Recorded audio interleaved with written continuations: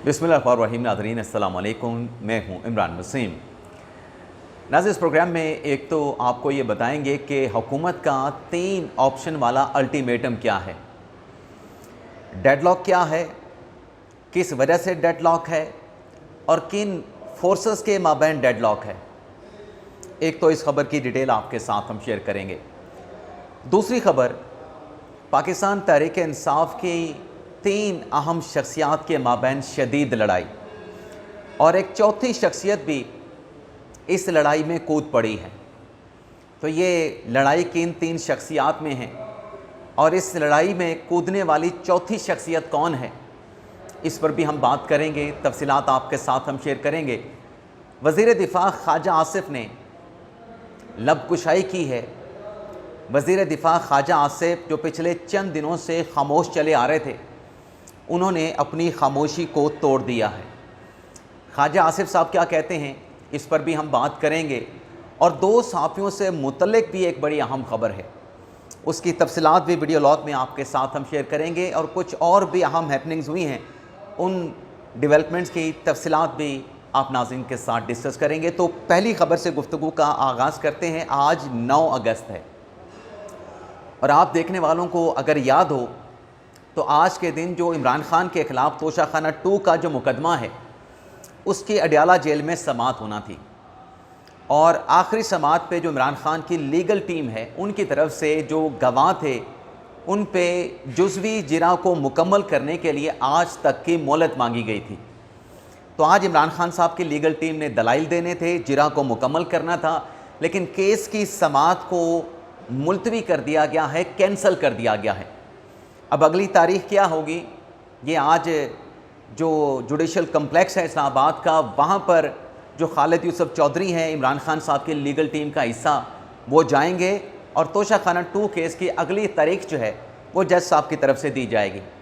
वैसे आज ATC अदालत लाहौर का भी एक फ़ैसला आ रहा है 9 मई के हवाले से, और एक्सपेक्टेड है, इम्कान है कि 2 बजे तक या 2 बजे के बाद किसी भी वक्त 9 मई का एक और फ़ैसला ATC अदालत लाहौर की जानिब से अनाउंस कर दिया जाएगा।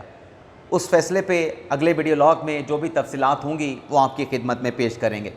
लेकिन एक और अदालती ख़बर भी है, जो आजकल बात होती है ना कि पाकिस्तान और अमेरिका के जो ताल्लुकात बेहतर हुए हैं, जो पाकिस्तान और अमेरिका के माबैन मुआहदा हुआ है, ट्रेड जो एग्रीमेंट हुआ है, पाकिस्तान जो अपनी मादनियात हैं, जो माइंस एंड मिनरल्स हैं, वो अमेरिका को देने जा रहा है। तो इसी मामले पे बलूचिस्तान हाई कोर्ट में एक पिटीशन दायर की गई सरदार लश्करी रईसानी की तरफ से। अच्छा, एक उनकी दरख्वास्त है लश्करी रईसानी की, और कुछ और लोकल लोगों की तरफ से, सरदारों की तरफ से, सियासतदानों की तरफ से भी दरख्वास्त दायर की गई है।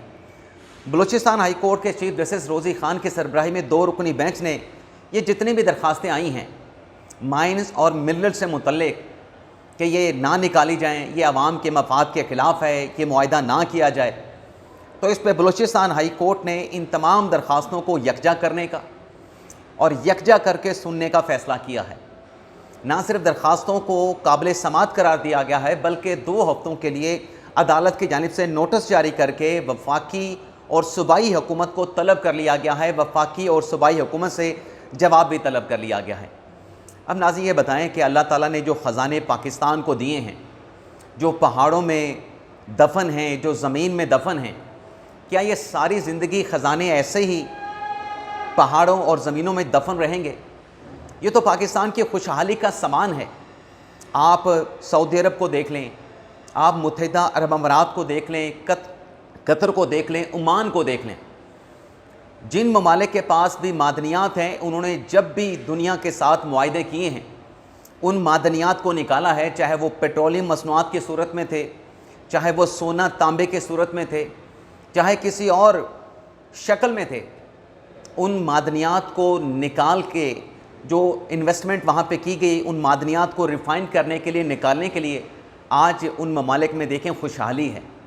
आज उन ममालिक के जो अवाम हैं वो खुशहाल हैं। हम कब तक इन मादनियात को लेके बैठे रहेंगे? ज़मीन और पहाड़ों में ये जो दफन मादनियात हैं, इनको निकालने के हवाले से सिर्फ एक सियासत करते रहेंगे, प्रोपोगंडा करते रहेंगे? आखिर एक दिन तो निकालना ही है ना। खुदा ताला ने अगर खुशहाली का एक सामान पैदा किया है तो उससे क्यों फ़ायदा ना उठाया जाए। देखते हैं बलूचिस्तान हाई कोर्ट इस पर क्या फ़ैसला करती है। अब आ जाते हैं दो सहाफ़ियों से मुतल्लिक़ क्या ख़बर है। एक तो असद तूस साहब हैं जो पकड़े गए। कैसे पकड़े गए? अमेरिका जा रहे थे, कोई स्टेट डिपार्टमेंट का एक वहाँ पे कोई इवेंट था, IVLP के हवाले से 12 रोज़ा ये प्रोग्राम था। उसमें असद तूस साहब ने शिरकत करनी थी। इस्लामाबाद से फ़्लाइट ले के वाशिंगटन DC जा रहे थे, लेकिन इमिग्रेशन डिपार्टमेंट की जानिब से असद तूर को बोर्डिंग पास जारी कर दिया गया और बोर्डिंग पास जारी करने के बाद उनको ऑफलोड कर दिया गया। और असद तूर ये कहते हैं कि मैंने वजूहात जानने की कोशिश की, पूछा कि क्या वजह है कि मेरा नाम PNIL लिस्ट में क्यों शामिल किया गया है, मुझे कोई वजह नहीं बताई गई। तो असद तूर साहब जो है वो अमेरिका रवाना नहीं हो सके, उनको बैरून मुल्क जाने से रोक दिया गया। दूसरे जो सहाफ़ी हैं वो एक ख़ातून हैं और वो ख़ातून सहाफ़ी किरण नाज साहबा हैं, एंकर हैं समा न्यूज़ की, जिनके ख़िलाफ़ पाकिस्तान पीपल्स पार्टी के रहनुमा सईद गनी साहब ने जो कराची की सेशन कोर्ट जनूबी है वहाँ पे उनके ख़िलाफ़ एक केस फ़ाइल किया था। केस क्या था? किरण नाज के ख़िलाफ़ कि इन्होंने झूठी खबर दी है, तो सूट फाइल कर दिया। लेकिन 5 साल के बाद कराची की जो अदालत है, सेशन अदालत जनूबी, उनकी तरफ से ठोस शवाहिद ना होने पे और इल्ज़ामात को साबित ना करने पे जो सूट था वो खारिज कर दिया है और किरण नाज को इस केस से बरी कर दिया गया है। इस केस में लगाए गए इल्ज़ामात जो है उन पे साबित नहीं हो सके, तो एक रिलीफ जो है अदालत से किरण नाज को मिला है। अब आ जाते हैं जो पाकिस्तान तहरीक इंसाफ में लड़ाई चल रही है 3 अहम रहनुमाओं में। कल नाजरीन पार्लियामेंट हाउस में एक बैठक हुई। उस बैठक में शेर अफजल मरवत को पार्टी में वापस लाने पे तहरीक इंसाफ के जो रहनुमा हैं, जो चेयरमैन साहब हैं, बैरिस्टर गौहर साहब, बैरिस्टर गौहर के साथ असद कैसर साहब और भी नामवर शख्सियात ने इस बात की हमायत की, सपोर्ट किया कि शेर अफजल मरवत को पार्टी में वापस लिया जाए। और उस पर शेर अफजल मरवत से कहा गया कि आप लबकुशाई नहीं करेंगे, तनकीद नहीं करेंगे, हम माहौल को साजगार बनाएंगे, आप भी माहौल को साजगार बनाएं और इमरान खान से सिफारिश करेंगे कि आपको पार्टी में वापस लिया जाए। तो मरवत साहब ने ओपनली कहा था कि अगर मैं तो खामोश रहूँगा, लेकिन मेरे ख़िलाफ़ अगर कोई तनकीद होती है, मुझे ज़ाती तौर पे अगर टारगेट किया गया तो फिर मैं उसको ज़ाती तौर पे जवाब ज़रूर दूंगा, लेकिन सख्त अल्फाज में जवाब नहीं दूंगा। तो ये बैठक के बाद ही जो है ये जो बातें हुई थी कि माहौल साजगार किया जाए, जो शेर मरवत साहब हैं वो भी खामोशी अख्तियार करें, ज़्यादा बयानबाजी पे ज़ोर ना दें, तो ये बातचीत चंद घंटों की जो है वो बरकरार रह सके। अलीमा खान साहबा ने शेर अफजल मरवत पे अटैक कर दिया। अब अलीमा खान साहब ने कहा कि शेर अफजल मरवत बेशरम लोगों में से एक है, उसका ज़हनी तबादन दुरुस्त नहीं, इसको TV पे भेजा जाता है साजिश के तहत और इमरान खान की फैमिली को जाकर टारगेट करता है। और ऊपर से फिर सलमान अकरम राजा साहब ने कह दिया कि जो शेर अफजल मरवत हैं वो तो पार्टी का हिस्सा ही नहीं। यानी अलीमा खान और सलमान अकरम राजा इन्हीं के साथ पहले लड़ाई थी शेर अफजल मरवत की, और अब अगर वापसी का रास्ता बन रहा है तो वापसी के रास्ता इतना आसान नज़र नहीं आ रहा शेर अफजल मरवत का पाकिस्तान तहरीक इंसाफ में वापसी का। अच्छा, एक तरफ पार्टी के सेक्रेटरी जनरल कहते हैं कि मरवत साहब पार्टी का हिस्सा नहीं, दूसरी तरफ खैबर पख्तूनख्वा के जो रहनुमा हैं शौकत यूसुफजई साहब, वो ये कह रहे हैं कि शेर अफजल मरवत पार्टी का हिस्सा हैं। यानी ये कूद पड़े हैं शौकत जो यूसुफजई साहब हैं इस मामले पे और वो मरवत साहब की हमायत कर रहे हैं। यानी पार्टी का सेक्रेटरी जनरल कह रहा है कि मरवत पार्टी का हिस्सा नहीं, और पार्टी का एक और सीनियर रहनुमा जो कि सेक्रेटरी जनरल से भी सीनियर हैं, शौकत यूसुफजई, वो ये कह रहा है कि वो पार्टी का हिस्सा हैं। अब इनका भी आपस में कन्फ्लिक्ट होगा, लेकिन मरवत साहब ने भी उधार नहीं छोड़ा। मरवत साहब को भी जब हदफ तनकीद बनाया गया सलमान राजा की तरफ से, अलीमा खान की तरफ से, तो शेर अफजल मरवत ने हिट किया सेक्रेटरी जनरल को भी और अलीमा खान को भी। शेर अफजल मरवत ने कहा कि आंखें बंद करके जो सलमान अकरम राजा साहब हैं उनकी बातों पे मैं जो है वो अमल नहीं कर सकता, उनके पीछे नहीं लग सकता। और मरवत ने कहा कि ये तो सेक्रेटरी जनरल बन ही नहीं सकते पाकिस्तान तहरीक इंसाफ के, कानूनी तौर पे उन्होंने इलेक्शन नहीं लड़ा, तो ये कैसे सेक्रेटरी जनरल बन गए। दूसरा उन्होंने बात की अलीमा खान साहबा पे। मरवत साहब ने कहा कि पाकिस्तान तहरीक इंसाफ के किसी भी एहतजाज में तब शिरकत करूँगा जब अलीमा खान पार्टी के सियासी मामला से उनको अलग कर दिया जाएगा, और अगर वो अलग नहीं होती जब तक भी मैं किसी एहतजाज में शिरकत नहीं करूँगा। और एक बड़ा सख्त इल्ज़ाम जैसे अलीमा खान ने लगाया शेर अफजल मरवत पे कि इसको टीवी पे भेजा जाता है इमरान खान की फैमिली पे हमला करने के लिए, ये साजिश का इल्ज़ाम है। ऐसा इल्ज़ाम शेर अफजल मरवत ने अलीमा खान पे भी लगा दिया है कि ये अलीमा खान जो है पाकिस्तान तहरीक इंसाफ में इस्टेब्लिशमेंट का प्रोजेक्ट है। और शेर अफजल मरवत ने कहा कि एहसान न्याजी को तो 9 मई के केस में सज़ा हो गई, लेकिन एहसान न्याजी के साथ जो अलीमा खान का बेटा शेर शाह खड़ा था, जिसने कोर कमांडर की वर्दी एहसान न्याजी को पकड़ाई थी, उसको आज तक क्यों नहीं गिरफ्तार किया गया? वो आज तक क्यों जो है वो आज़ाद फिर रहा है? उसको रिलीफ कैसे मिला? किसने लेके दिया? तो ये पार्टी के 3 अहम शख्सियात, अलीमा खान साहबा गोके कहती हैं कि पार्टी से उनका ताल्लुक़ नहीं, अगर ताल्लुक़ नहीं तो फिर शेर अफजल मरवत पे तनकीद क्यों करती हैं, उनको हिट क्यों करती हैं? एक अलीमा खान हो गई, एक सलमान अकरम राजा हो गए और दूसरे शेर अफजल मरवत साहब हो गए। इनकी आपस में शदीद लड़ाई चल रही है। अब देखते हैं किसकी जीत होती है। जीत कैसे होगी? अगर मरवत साहब पार्टी में वापस आ जाते हैं तो शेर अफजल मरवत की जीत होगी। अगर मरवत साहब की वापसी नहीं होती और सलमान अकरम राजा साहब जो उनकी वापसी को रजिस्ट करेंगे तो फिर सलमान अकरम राजा और अलीमा खान साहबा की जीत होगी। तो देखते हैं कौन जीतता है इस जंग में, इस लड़ाई में। अगली खबर नाज़रीन, जो ख्वाजा आसिफ साहब जो सियालकोट के एडिशनल डिप्टी जो कमिश्नर रेवेन्यू पकड़े गए, उससे मुतल्लिक जब से मामला हाईलाइट हुआ, और अल्लाह का शुक्र है कि हमने आपके साथ जो ख़बर शेयर की थी कि जो इकबाल संघेड़ा साहब हैं, जो एडिशनल डिप्टी कमिश्नर अपना रेवेन्यू हैं सियालकोट के, आज वो ख़बरें कुछ और यूट्यूब पे शेयर की गई हैं, लेकिन हमने ये ख़बर 2 दिन पहले आपके साथ शेयर कर दी थी। 2 दिन पहले ये ख़बर आपके साथ हमने शेयर कर दी थी, जो आज मुख्तलिफ साफ़ी जो हैं अपने वीडियो लॉग पे उनकी तफसीलात आपके साथ शेयर कर रहे हैं। नवाज शरीफ के साथ मुलाकात होगी, ख्वाजा आसिफ साहब की, नवाज शरीफ साहब की इस्तीफ़े की ख़बर, उसकी भी हकीकत खुल के सामने आ गई कि कोई इस्तीफ़ा नहीं दिया गया ख्वाजा आसिफ की तरफ से, लेकिन ज़ाती तौर पे उनका कोई स्टेटमेंट नहीं आया था। अब 4 दिन के बाद, 5 दिन के बाद जब से ख्वाजा आसिफ के इस्तीफ़े की ख़बरें चलीं, अब ख्वाजा आसिफ साहब ने लबकुशाई की है, अपनी खामोशी को तोड़ा है। लेकिन खामोशी जो है उनकी अगर टूटी है तो इस स्कैंडल पे नहीं टूटी।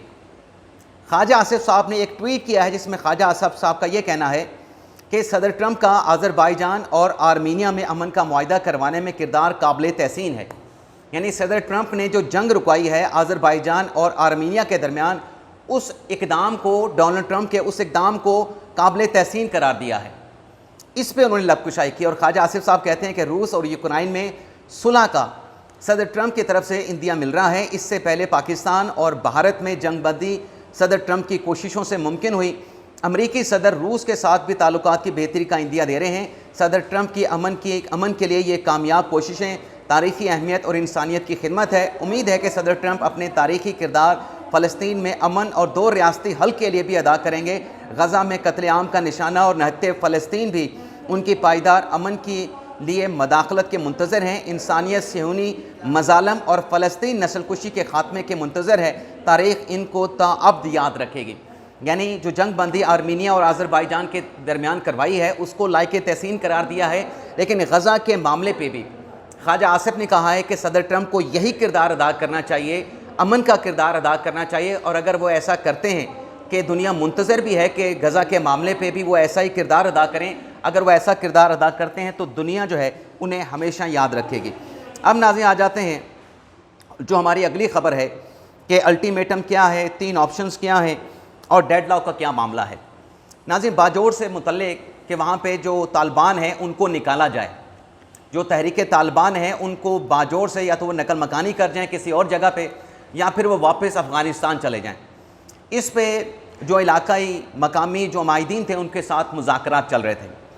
अब मुज़ाकरात में तालिबान ने बाजोड़ छोड़ने से इनकार कर दिया है कि वो बाजोड़ को छोड़ के नहीं जाएंगे, ना नकल मकानी करेंगे किसी और जगह के लिए, ना अफ़गानिस्तान वापस जाएंगे। अब ये जो डेडलॉक पैदा हुआ है, क्योंकि सियासी डायलॉग के ज़रिए इसका हल निकालने की कोशिश की जा रही थी, तो इस पर जो सिक्योरिटी फोर्सेस हैं, जो हुकाम हैं, उनकी तरफ से अब ज़ाहिर सी बात है कि ये सिक्योरिटी फोर्सेस हुकाम का जो अल्टीमेटम है, जो कि 3 ऑप्शन पर मुश्तमिल है, ये हुकूमत का अल्टीमेटम है। और ये नेशनल एक्शन प्लान के तहत अल्टीमेटम दिया गया है कि जो दहशतगर्द हैं उनके ख़ात्मे तक ऑपरेशन नहीं रुकेगा, एक एक दहशतगर्द का ख़ात्मा किया जाएगा। अब 3 ऑप्शन जो है वो हुकाम की तरफ से जो बाजोड़ के माहिदीन हैं उनको दे दिए गए हैं। जिसमें यह कहा गया है, पहला नुक्ता, पहला ऑप्शन ये है कि ज़्यादा तादाद में अफ़गानों पर मुश्तमिल जो खारजी हैं उनको बाहर निकालें। दूसरा ऑप्शन ये है कि खारजियों को अगर अमायदीन मकामी लोग नहीं निकाल सकते तो फिर 1 या 2 दिन के लिए बाजोड़ का इलाका खाली कर दें, इन खारजियों से, इन तहरीक तालिबान के लोगों से जो फोर्सेस हैं वो ख़ुद जो है इलाके को खाली करवा लेंगे, ख़ुद निपट लेंगे। तीसरा ऑप्शन ये दिया गया है कि कबाइल अगर दोनों काम नहीं कर सकते तो हत्तुल इम्कान हद तक दहशतगर्दों के ख़िलाफ़ ऑपरेशन के दौरान नुकसान से बचने की कोशिश करें। यानी जब ऑपरेशन होगा अगर वो नहीं निकाल सकते तो फिर नुकसान से बचने की कोशिश भी करें। अब देखते हैं 5 या 7 अदवार हो चुके हैं इन मुज़ाकरात के, लेकिन तालिबान वहाँ से जाने के लिए तैयार नहीं है और सिक्योरिटी फोर्सेस हुकाम की तरफ से 3 ऑप्शन दे दिए गए हैं, जिसमें सबसे अहम ऑप्शन ये है कि अगर आप इनको नहीं निकाल सकते तो फिर आप इलाका खाली कर दें।